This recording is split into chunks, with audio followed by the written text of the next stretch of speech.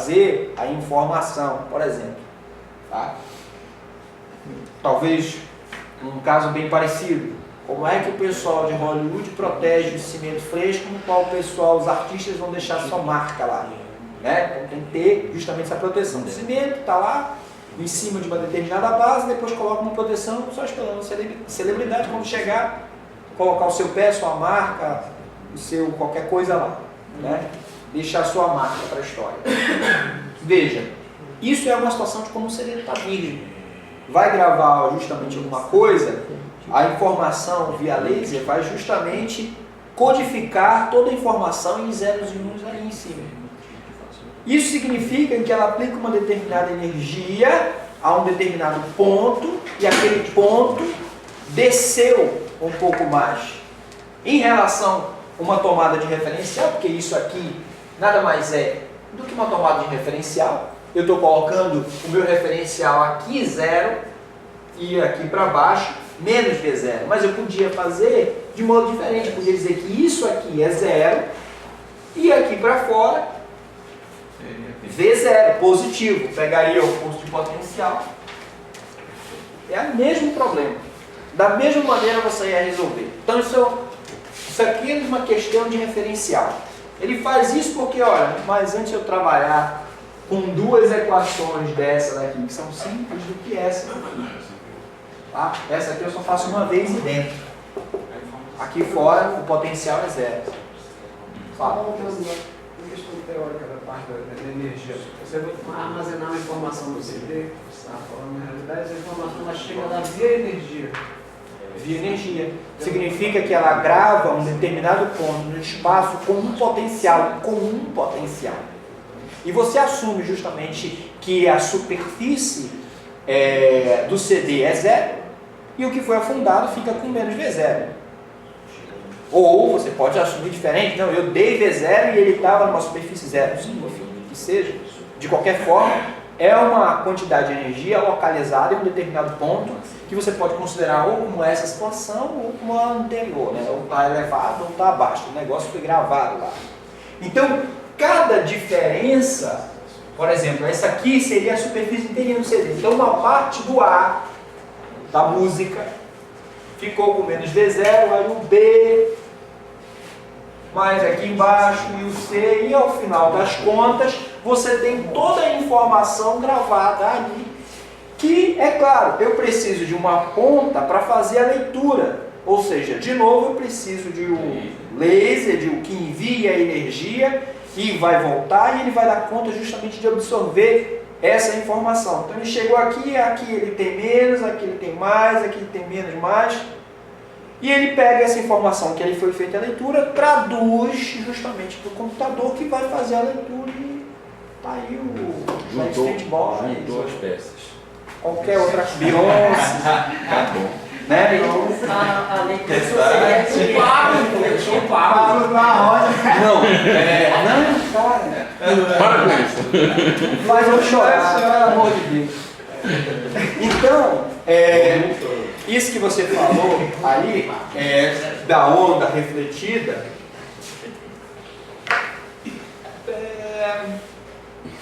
pode-se dizer que sim. Sim, podemos entender também dessa forma. Quer dizer, eu jogo uma partícula com uma determinada energia e ela vai sentir isso. E eu vou calcular no final das contas as suas reflectâncias e transmitâncias, e é essa informação de reflectância e transmitância que é traduzido para mim como uma linguagem que eu vou captar daquela superfície e vou traduzir como a informação necessária que está contida ali. Então, justamente a informação está contida e guardada dentro desses Qs e Ks aqui, ou Ks e capas, como eu coloquei ali. Eles aqui estão contidos a informação da energia, eles aqui estão contidos justamente quanto é que desceu esse potencial, como é a forma do potencial. E é claro, nós estamos falando o tempo todo de poços quadráticos ou de barreiras de potencial. Então todos esses problemas aqui são a solução da equação de Schrödinger, é nada mais a aplicação disso daqui. Aí aqui tem um pouco mais sobre outras circunstâncias, Aqui, ó. Em cada uma dessas partes, as soluções finais do psi, né?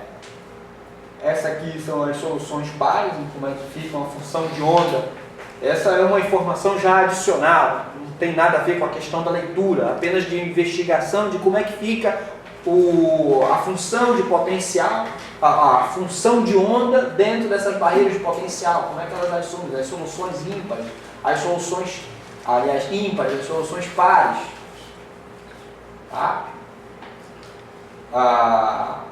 Como é que a gente encontra determinados valores para aquelas soluções. Isso aqui é uma análise justamente matemática para a solução disso daqui, para encontrar os comprimentos de onda.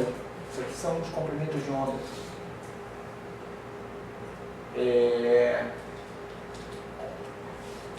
Quando o potencial é maior, são os estados, na verdade, os estados ligados, esses aqui. Cada uma da interseção desse aqui é o estado ligado. Que estado ligado é esse, professor? É essa situação aqui. Ó. Vou voltar aqui no gráfico.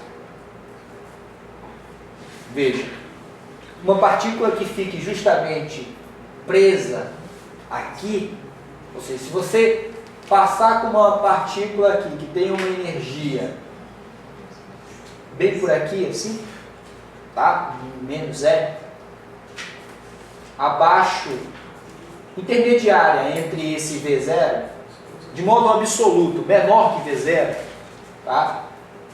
Ela vai ter que ficar contida aqui dentro. Tá?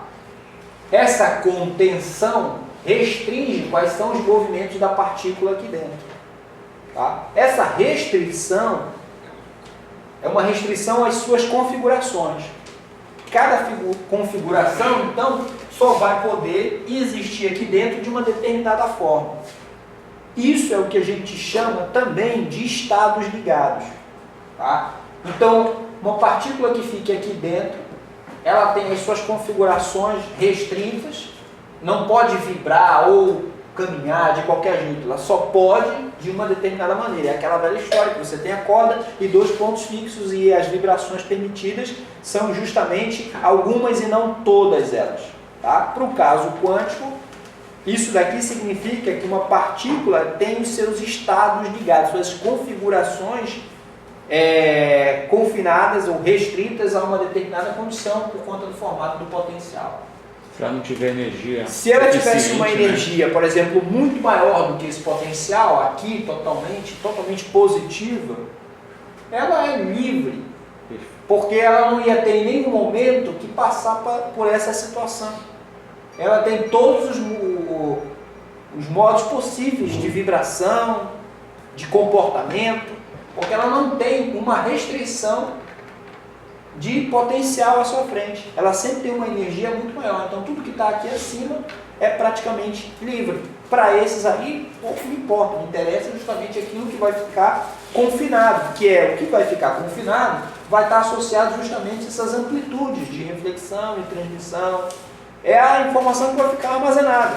Não me interessa o que não fica armazenado. A informação, se for a mais, passou. Se for menos, é o que fica.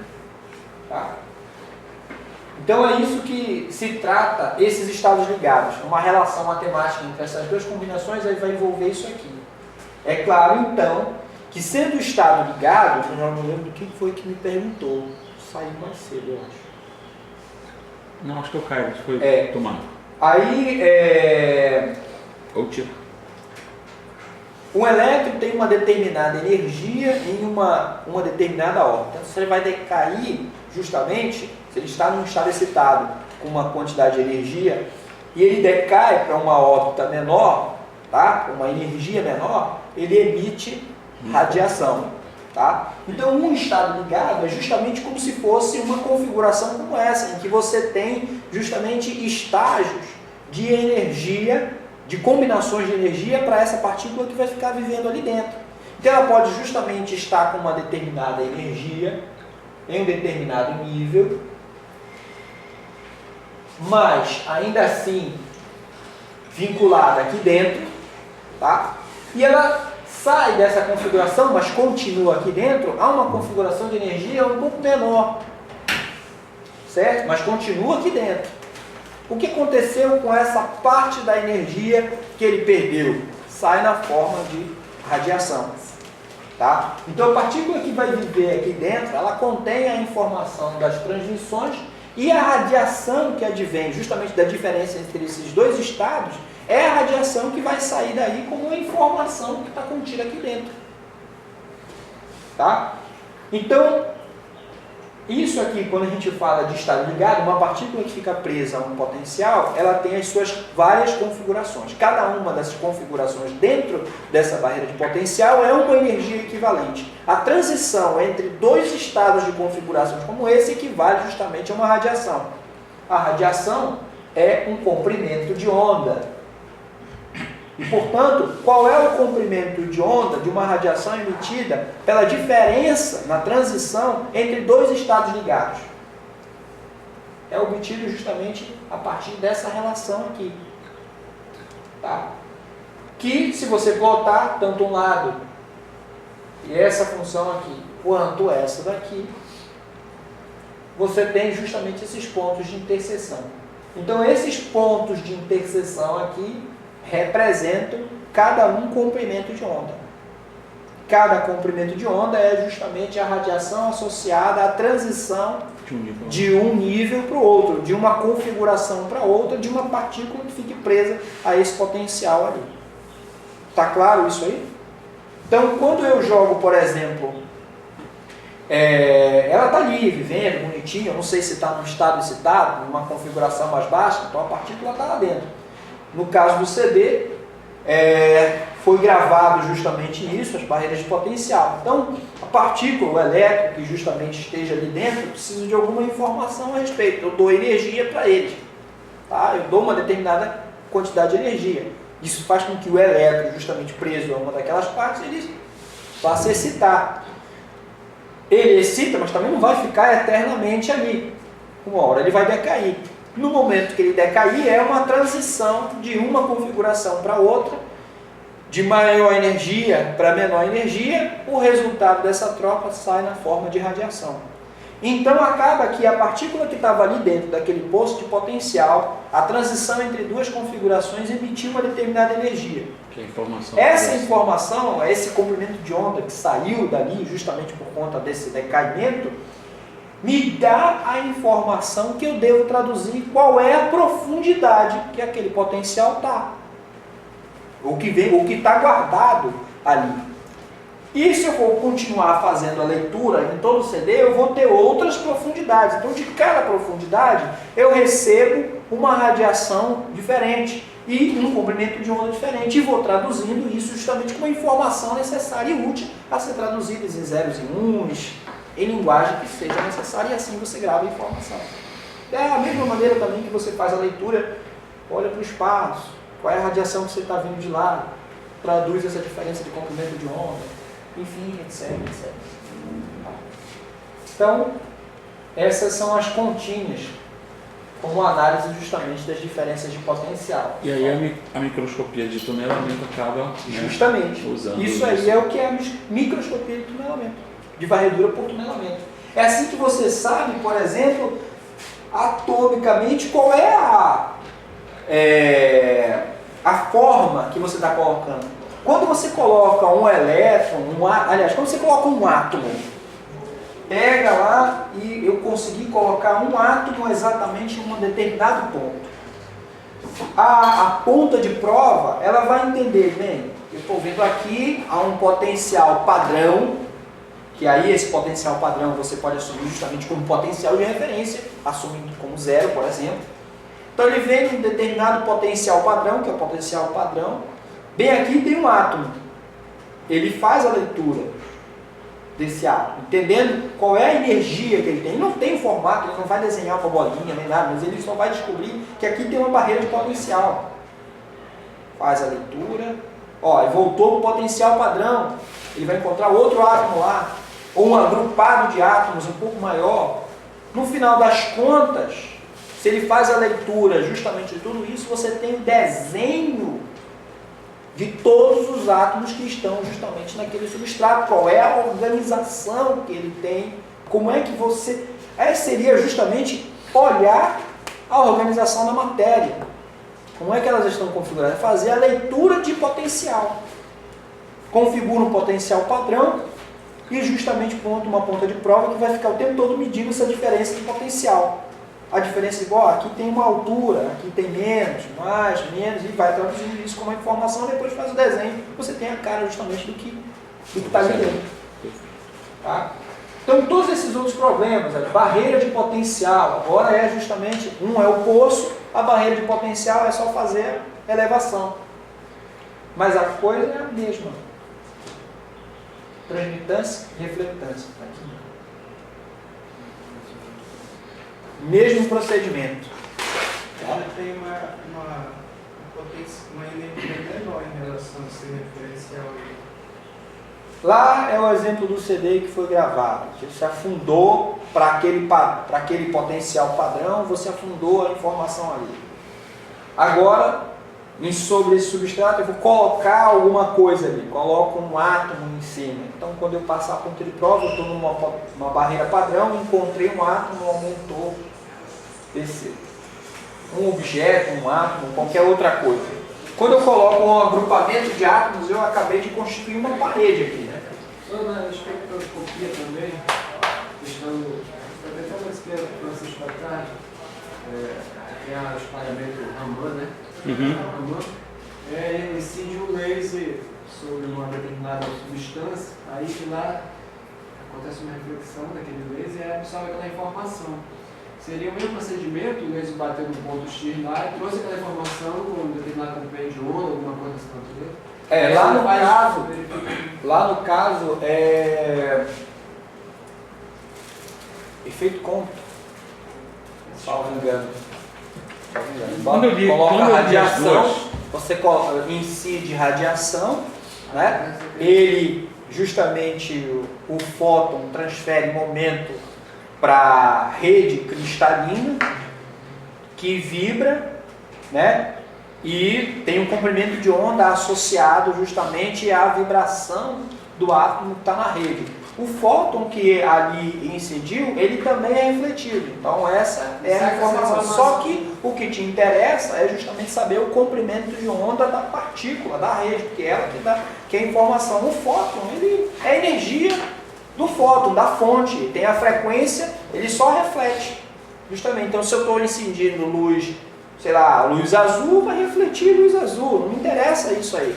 Me interessa justamente a interação dessa radiação com a matéria, que aí vai vibrar e eu vou conseguir medir justamente o comprimento de onda associado àquela partícula. E no final, desenhar justamente como é a configuração espacial da organização cristalina, dos átomos. Tá?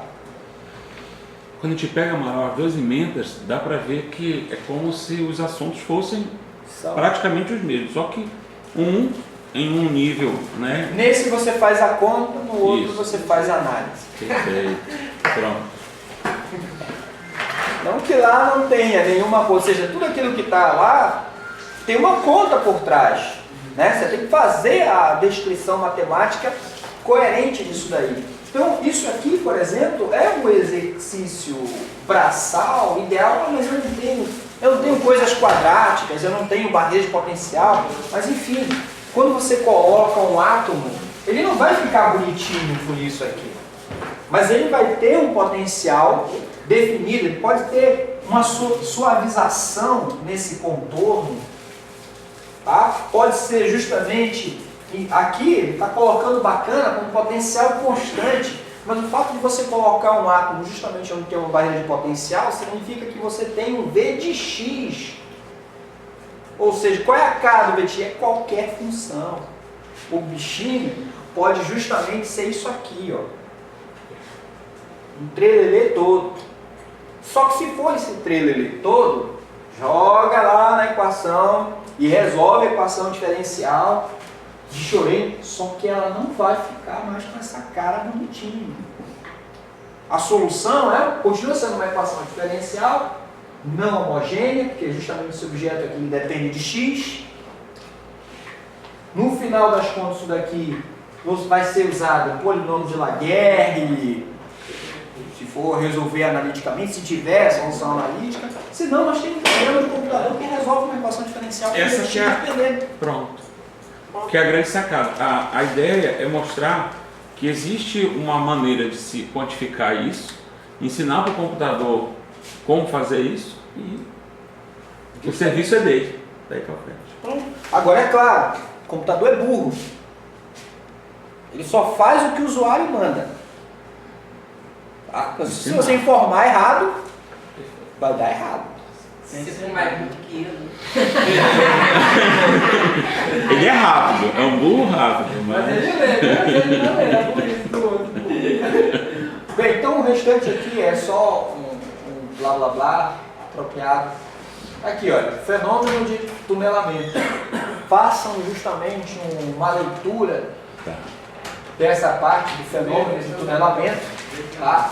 Que praticamente se reflete justamente nisso que a gente entendeu, que é como é que a partícula... Esses aqui são coeficientes de probabilidade. Coeficiente de probabilidade de transmissão, coeficiente de probabilidade de reflexão.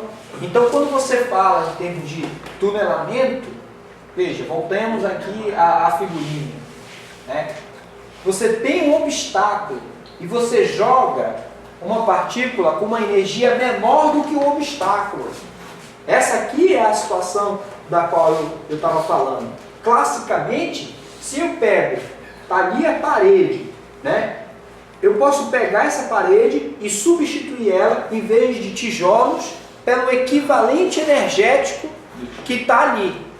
E pego justamente uma bolinha e com um lançamento, vai sair da minha mão justamente com uma determinada energia cinética, vai em direção a essa parede. Com certeza, essa bolinha tem uma energia menor do que a parede. Então aquilo ali representa um potencial e a minha partícula com uma energia menor do que a minha barreira de potencial. Classicamente, o que eu devo esperar?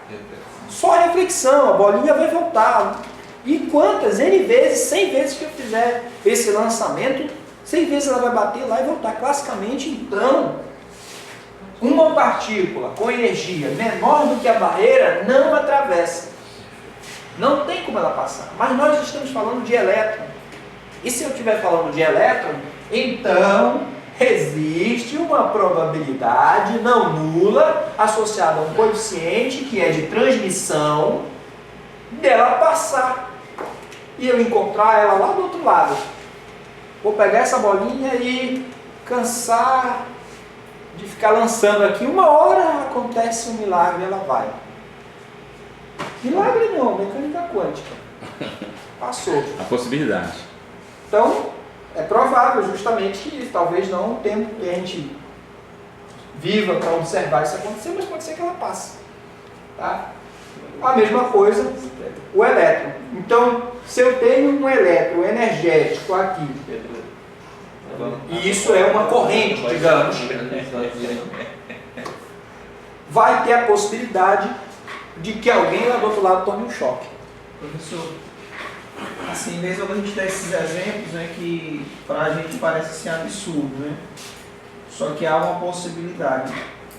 Na prática, já aconteceu assim, algum experimento que comprove a veracidade da... Porque a probabilidade a gente sabe que existe, lógico. Agora sim, um exemplo de sucesso. Do fenômeno de tunelamento? Isso, um exemplo de sucesso. Não, Se eu der um exemplo, por exemplo, aqui da matéria, né? Só está falando de matéria, não está falando de elétron. Quando a gente fala assim dos exemplos, o que mais confronta a gente na questão do absurdo é quando se fala de um exemplo que envolve matéria, né? Tá, um exemplo aqui, Mas o elétron é matéria. Não, mas a matéria a gente está falando de matéria no estado físico. Né? Elétron é matéria. No estado físico? Sim. Talvez a gente esteja colocando assim, algo maior que esse. Macroscópico. É macroscópico. Aí se for macroscópico já não seria mais mecânica. Microscópico é mecânica quântica, ou seja, você não... quando você passa... Não sei se tem aqui. Não, foi uma discussão ontem com o próprio Caio, não foi, Caio? Tava ele e o Lúcio, justamente. Em que a gente tem... Já viram os orbitais? Né? Tem aquelas figuras justamente no Type, em que ele mostra os orbitais atômicos, no formato. Como é que ele chegou justamente naquele formato lá? Porque aquilo ali é desenhado pelos caminhos do elétron. Por onde que pode... Mas, onde cara, que você não vê o elétron, você não sabe por onde ele está passando, e como é que ele chega naquela informação? Aquilo dali é apenas a informação da probabilidade. Você tem uma densidade de probabilidade que faz aquele desenho e aquela configuração. Uma região possível, né? Aí você diz, não, mas isso é matemático. Tá bom, então pega o microscópio de tunelamento, de varredura por tunelamento e vai olhar. Que ele vai medir o potencial e vai te desenhar igualzinho. Então, aí é o confronto. Cara, probabilidade você não tem acesso. É uma coisa matemática. Mas faz um desenho que quando eu vou lá olhar, eu vejo o mesmo desenho dessa função abstrata, que é a probabilidade. Foi no ano passado. E é isso que digamos, pô, o elétron não é matéria, ou que, na verdade, o elétron é um objeto quântico. Você não pode dizer como é que ele é, porque nunca ninguém viu o elétron. O máximo que você está tendo aí é a extração de uma informação dada pela densidade de probabilidade.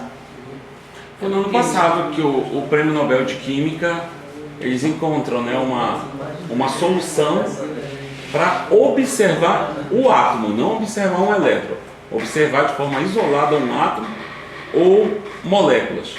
Então, até então, quando esse laser passava sobre vários átomos, devido à proximidade, essa volta ela não causava aquela interseção, não dava para perceber a interseção.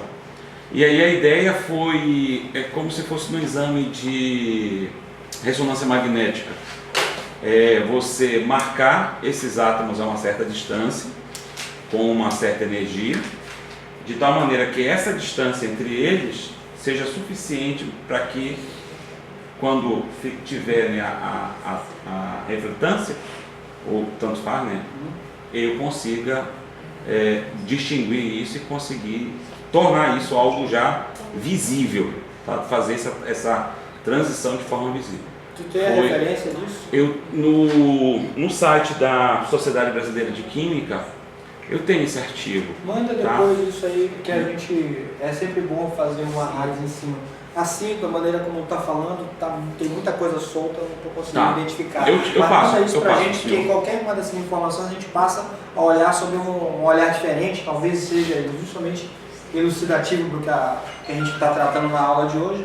Tá. Mas enfim, qualquer um também, vocês tiverem dúvida, olha, professor, li um determinado artigo sobre determinado assunto que tem a ver com provavelmente disciplina, que se eu pudesse comentar ou discutir, isso também seria muito importante que vocês trouxessem isso, para a gente de repente pode até tirar vamos falar sobre isso daqui, vamos discutir um pouco, mas traz com antecedência para eu fazer a leitura e trazer, porque todas as aulas são gravadas, então, eu não lembro, eu não li, não sei sobre o trabalho do projeto científico, então eu não posso eu faço só a ligação e cai perfeitamente, bate. Traz essa informação, porque se justamente se ajusta, com certeza será um bom exemplo para a gente. Tem algum experimento que o senhor realizar aqui? Que isso acontece depois? Prêmio Nobel de Química do ano passado. Nanomicroscopia de partículas. Só tem um efeito fotoelétrico. Você vai passar para a gente depois? Não. Vamos ver, porque esse daqui ainda é um equipamento novo e a gente ainda está tentando fazer algumas outras coisas, mas eu vou ver a possibilidade justamente de fazer isso daí para vocês verem como é que a gente obtém e fazer alguma discussão em cima disso daí. Então, ainda temos mais algum tempo. Vou dar um pequeno intervalozinho para molhar a garganta, comer alguma coisa, tomar um café, tá? A gente gosta do todinho, né? É o Luiz que